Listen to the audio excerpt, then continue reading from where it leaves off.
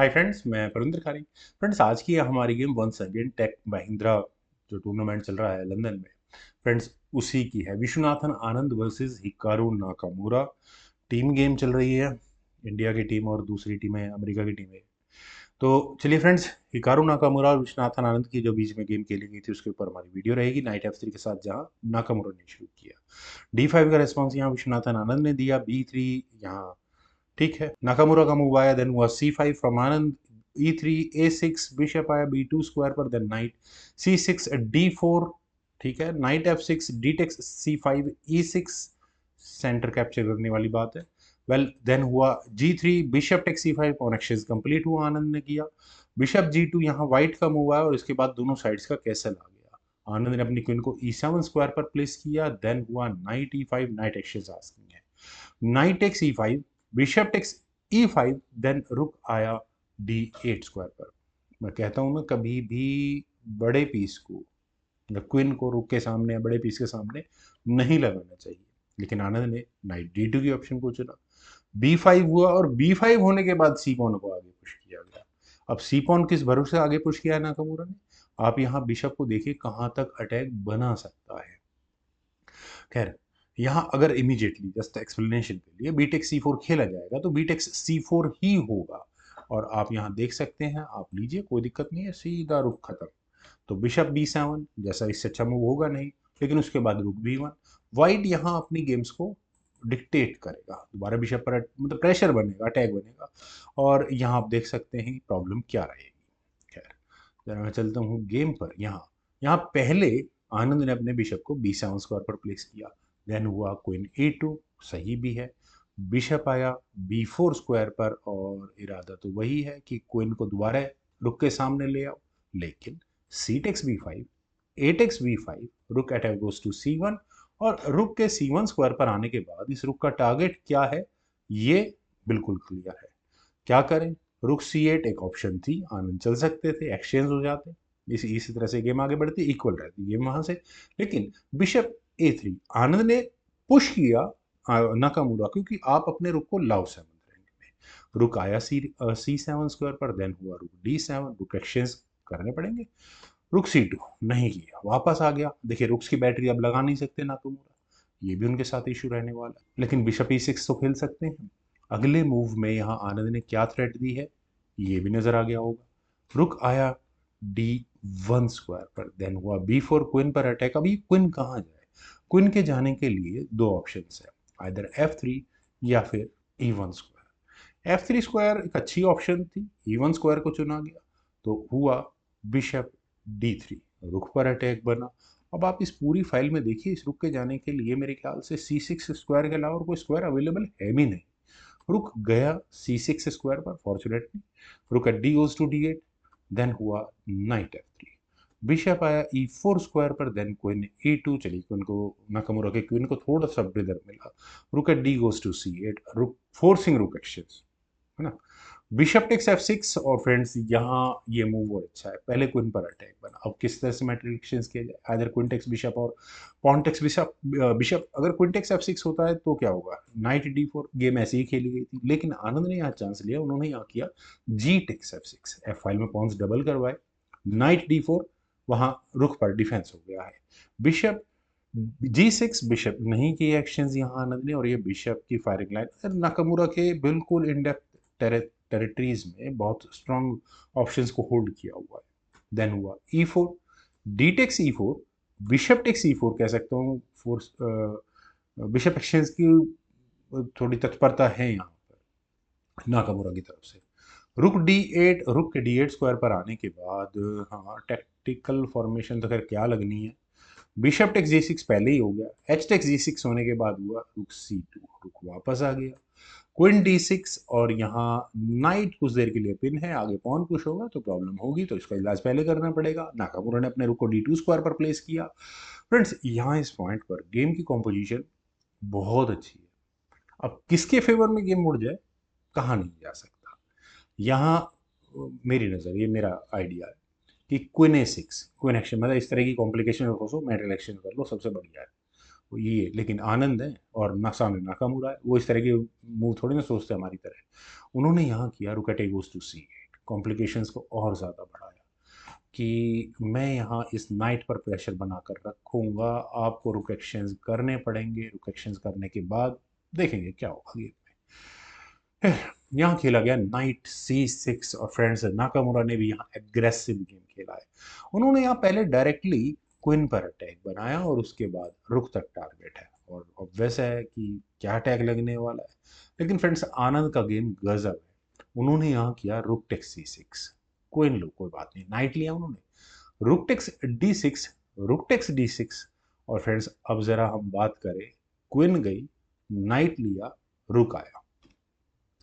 अब दो रुक्स के सामने एक क्वीन लगा लेते हैं मोटा मोटा, बिशप के सामने रुक लगा लेते हैं, तो कुल मिलाकर 1 2 3 4 5, 1 2 3 4 5 5 पॉइंट्स यहाँ ब्लैक के दोनों खिलाड़ियों के पास है। फ्रेंड्स अगर मटेरियल काउंट की बात करें तो किसे कौन ज़्यादा फायदे में है, कौन ज़्यादा नुकसान में है, तो मेरे हिसाब से हद मारकर ज़्यादा आधे पॉइंट मतलब इक्वली गेम को कंसिडर किया जाएगा वैसे इस तरह से। H4 खेला गया। गेम में जो प्रॉब्लम्स है फ्रेंड्स नाकामुरा की वो थोड़ी अलग तरह की है। रुक आया D5 स्क्वायर पर, देन हुआ किंग G2, किंग G7, रुक C4। फ्रेंड्स रुक C4 होने के बाद कहीं ना कहीं तो पीसेस को बाहर निकालना ही है, तो रुक C4 सही, लेकिन रुक D2 हो गया। क्वीन पर अटैक बना और A2 पॉन यहाँ व्हाइट के हाथ से जा चुका है, आज नहीं तो कल ये होना ही था। क्वीन यहाँ गई G4 स्क्वायर पर, मैं क्या करता अगर यहाँ पॉन पुश, मुझे टीजिंग मूव ज़्यादा अच्छे लगते हैं, बस और कुछ नहीं है। रुक D5, लेकिन पहले यहाँ आनंद ने किया और आनंद क्या टारगेट कर रहे हैं, आनंद टारगेट कर रहे हैं कुछ इस तरह के F2 पॉन पर अटैक बनाने के पूरे चांसेस है, लेकिन नाकामुरा ने पहले अपनी क्वीन को लिया F4 स्क्वायर पर और यहाँ रुक पर अटैक बना, आप हटा नहीं सकते। अब यहाँ अपने रुक को, दूसरे रुक को मतलब रुक टेक्स A2, पॉन तो गया और ये पॉन भी बचाना आसान नहीं होगा। G4 हुआ फ्रेंड्स, G4 यहाँ नाकामुरा ने किया तो सही, लेकिन इस G4 में थोड़ी प्रॉब्लम्स है। कैसे? रुक D2, रुक्स की बैटरी लगी। हाँ, कोई अगर आपके साथ आपके सामने मतलब आपकी तरफ से रुक पेयर है और ओपोनेंट के पास क्वीन है, तो पहली शर्त यह है कि उस रुक पेयर को बैटरी में रखो, जो एक दूसरे का डिफेंस होना चाहिए, अदरवाइज क्वीन कहीं इधर उधर से चेक देकर उनको एक आधे को खत्म कर देगी। तो वही आनंद बिल्कुल बेसिक रूल है, तो आनंद ने यही काम किया। रुक C8 यहाँ नाकामुरा ने खेला, देन हुआ रुक एट 2 गोज टू D4 और फ्रेंड्स ऐसा होने के बाद क्या कोई तरीका है यहाँ इस पॉन को बचाने का? G4 स्क्वायर पर रखे हुए पॉन को, क्वीन को एक कदम पीछे ले लेंगे, फिर उसके बाद रुक कहाँ जाएगा, फिर दूसरा पॉन गया B3 पॉन चला जाएगा। तो नाकामुरा ने कहा कि ठीक है, मैं यहाँ अपनी क्वीन को ले जाता हूँ B8 स्क्वायर पर और ये देखिए चेक्स और चेकमेट मैं कह सकता हूँ, लेकिन पहले तो चेक आनी है, पहले तो पॉन लो उसके बाद करेंगे बाद में बात। रुक टेक G4 चेक, किंग आया H3 स्क्वायर पर, रुक पर अटैक बना, लेकिन सॉल्यूशन सिंपल है, उस आने वाली चेकमेट से बचने का और इस रुक को बचाने का वो है F पॉन को आगे पुश करना। किंग के भागने के लिए एटलीस्ट एक स्क्वायर तैयार हो चुका है। F3 खेला गया, रुक को हटाओ, रुक नहीं चाहिए मुझे यहाँ पर, वो गया D4 स्क्वायर पर, देन हुआ H5, जी टेक्स H5, देन क्वीन से अच्छा दूसरे एंगल से ही चेक दी है, क्वीन G3 चेक, किंग गया F6 स्क्वायर पर। फ्रेंड्स आनंद अब इस गेम में मेरे हिसाब से ग्रिप बना चुके हैं, वो आराम से नहीं जाने देने वाले इस गेम को। स्पेशली आपको ये B3 स्क्वायर पर रखा हुआ वीक पॉन ये बचाना बहुत मुश्किल हो जाएगा। रुक आया G8 स्क्वायर पर और अगले मूव में कहाँ से चेक आएगी ज़्यादा से ज़्यादा? हाँ नहीं नहीं, ज़्यादा से ज़्यादा क्या रिपीटेड चेक्स देकर क्या गेम को ड्रॉ कराया जा सकता है? देखते हैं। रुक आया D3 स्क्वायर पर, देन हुआ क्वीन G7 चेक किया, किंग गया E7 स्क्वायर पर और फ्रेंड्स नाकामुरा यहाँ दूसरी बार थोड़ा सा मुझे फंसते हुए नजर आ रहे हैं। F3 पॉन का डिफेंस करना चाहिए था, लेकिन उन्होंने यहाँ किया रुक F8। रुक के F8 स्क्वायर पर आने के बाद पहले तो रुक टेक्स F3 खेला जाएगा ना चेक के साथ, अब क्या करें? किंग G2, रुक पर अटैक बना, रुक पर अटैक बना तो सही, लेकिन नाकामुरा भी F7 पॉन को लेने की तैयारी है और चेक्स देकर क्या गेम खेली जा सकती है वो यहाँ देखने वाली बात होगी। रुक टेक्स भी थी, आनंद ने कहा कि नहीं ठीक है पहले मैं तो पॉन लेता हूँ। अब यहाँ नाकामुरा का एक भी पॉन बोर्ड पे नहीं बचा है और 4 पॉन्स यहाँ आनंद के पास है। रुक टेक्स F7 चेक हुआ, कर लो कोई प्रॉब्लम नहीं है, किंग आया D6 स्क्वायर पर, रुक D7 चेक हुआ, किंग आया C6 स्क्वायर पर, रुक C7 चेक हुआ, किंग आया D6 स्क्वायर पर। क्या करें? रुक D7 रिपीटेड चेक्स, मतलब रुक से ही चेक देते रहे, उसके बाद निकलने के चांसेस हैं। मान लो ठीक है, इसमें भी अपनी है एक प्रॉब्लम। खैर, क्वीन E7 चेक को चुना गया, लेकिन ऐसा होने के बाद किंग के पास E5 स्क्वायर है भागने के लिए, फर्दर चेक में नहीं आ रही है। रुक आया C2 स्क्वायर पर, देन हुआ रुक D4। ज़्यादा बेहतर था, चेक से ही तो बचना है, अगले मूव में आपको एक चेक नज़र आ रही है ना, किंग के जाने के लिए एक स्क्वायर बचेगा फिर उसके बाद, और फिर उसके बाद क्या चेकमेट बनेगा सीन? हाँ बनेगा बनेगा। तो शायद यहाँ ब्लैक अपने रुक को E3 स्क्वायर पर भी लेकर जा सकता था, लेकिन ब्लैक का इरादा है कि ठीक है, लेकिन ऐसा करने के बाद चेक देने के और स्क्वायर्स खुलते हैं। यहाँ कहाँ कहाँ से चेक दी जा सकती है ये क्लियर है। यहाँ क्वीन G7 चेक को चुना गया, किंग आया D5 स्क्वायर पर, देन हुआ क्वीन D7 चेक, किंग आया E5 स्क्वायर पर। मैं तो रिपीट चेक का ही चांस लेता, लेकिन शायद नाकामुरा भी इस बात को समझ रहे थे, उन्होंने चेक दी क्वीन C7 चेक। मुझे नहीं लगता कि किसी भी तरह से नाकामुरा इस गेम को एटलीस्ट जीत सकते हैं, ड्रॉ भी नहीं करा सकते, लेकिन हुआ कुछ अलग। किंग आया F6 स्क्वायर पर, और देखिए नंबर ऑफ ऑप्शंस तो बहुत सारी हो जाती है किसी भी गेम में, लेकिन रुक E2 खेला गया। मैं क्यों नंबर ऑफ ऑप्शंस की बात कर रहा हूँ, क्योंकि गेम का रिजल्ट थोड़ा सा दर्दनाक था। लगभग आनंद इस गेम को पूरी तरह से जीत चुके हैं।